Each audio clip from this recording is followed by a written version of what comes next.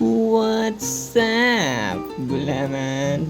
Alright, wala ba kayo napapansin sa ating gameplay ngayon, di ba? Yung ating user interface ay masyado nang maliit. Yan, pinaliit ko yan ng gusto para mas makita ko ng maigi yung mga monster, di ba? Kasi sobrang laki ng, eto, lalo na tong mga skill na to, sa pag hindi mo yan inayos, halos kalahati yung sakop niyang abala yan, di ba?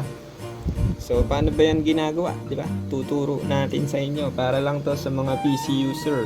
Pero pwede nyo rin tong gawin sa mobile, no?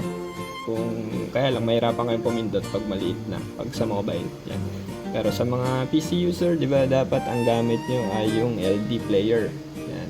Makikita nyo sa taas, LD player yan. Kapag naka-Google beta kayo or BlueStack, hindi siya pwede. Hindi ko lang alam kung may paraan para gawin yon, pero sa LD player madali kasi siyang i-edit. No? Pupunta lang kayo sa may setting, tapos yan, i-customize nyo yung display setting. Tapos yung etong DPI isasagad nyo sa 640. Yan, tapos itong height and width, bahala na kayo dyan. Kahit ano naman lagay nyo dyan, kung ano yung kaya ng monitor nyo or ng PC nyo. Pero yung DPI nyo, ito na kasi yung pinakamataas, yung 640. Pero kung ayaw mo nang masyadong maliit, pwede mo yan babaan ng 500 or 50. Kasi yung standard na DPI ay 411 ata. Yan. Pero kung gusto mo mas maliit yung mga naka-display na user interface dyan, isagad mo ng 640. Yan. Para mas maganda siya, no? Lalo na sa PVP, papakita ko sa inyo. Nasaan na ba yung PVP ko? Nag-record ako ng PVP kanina eh. Sobrang solid.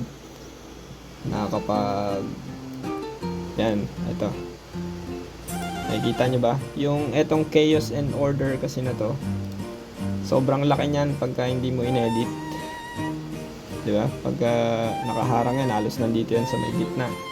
Pero pag inedit mo yung DPI, sobrang liit niya. Mas madaling to-market. Nakita nyo, napakalawak ng pwede kong i-target. Di ba? Nakakapindot ako ng mga players ng maayos. Nakiklik ko yung gusto kong targetin ng manual. Di ba? Yan o. Ang luwag. Grabe. Para kang naglaro talaga ng classic Ragnarok pag ganito yung setup mo. Di ba? Yan. At isa pang ituturo ko, no? May isa pa akong ituturo sa inyo. Ito naman para sa mga F2P na walang VIP pero gusto ng VIP. Pero joke lang. Pero legal to, no? Hindi to hack or script. Di ba? Para lang to sa mga walang VIP na, ang tawag dito, yung auto pickup. Yan, kasi 'di ba, yung privilege yan, may auto pickup dito na malaking bagay yan sa sa VIP. Kasi hindi lalo na pag hunter ka, halimbawa, ayan, may pinapatay ka tapos nag-drop siya.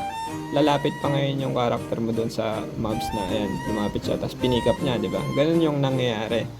So, ang gagawin mo dyan, para hindi niya gawin yon, ay magsiset ka ng, nakikita nitong kamay na to, na maliit.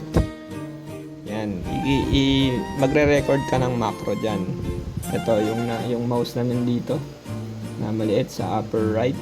Yan, kung nakikita nyo, nasusundan nyo yung mouse ko, ito. Yan, pag kinlik mo yan, pwede ka mag-record dyan. Ayan, nag-record na ako. Para ipi-play ko na lang, diba? Pagka pinlay ko yan, mag-auto pickup na yan, di ba? Hindi na gumagalaw yung aking character ngayon.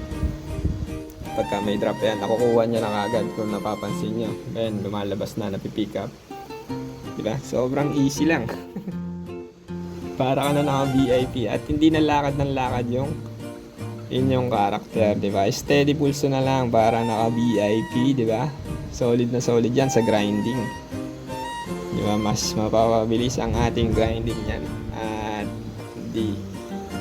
Hindi na maaabala. Ang problema lang dito, yan nga, nag-click siya na nag-click doon. So, minsan, may mga, pag gagalawin mo siya, may mga button kang hindi mapipindot agad. Diba? Pinag-click ko yung shop, hindi ka agad lumalabas kasi sumasabay doon sa may pick up na button. So, kailangan mo lang siyang i-post. Ito sa upper right. Yan, may post button naman dyan para i-post mo lang. Yan. So, sana nakatulong ang video na ito. At kung hindi man, di ba? Eh di wag kang manood. At kung nakatulong naman ay sana mag-subscribe ka. Yan. Kita-kits ulit next video. Bye-bye!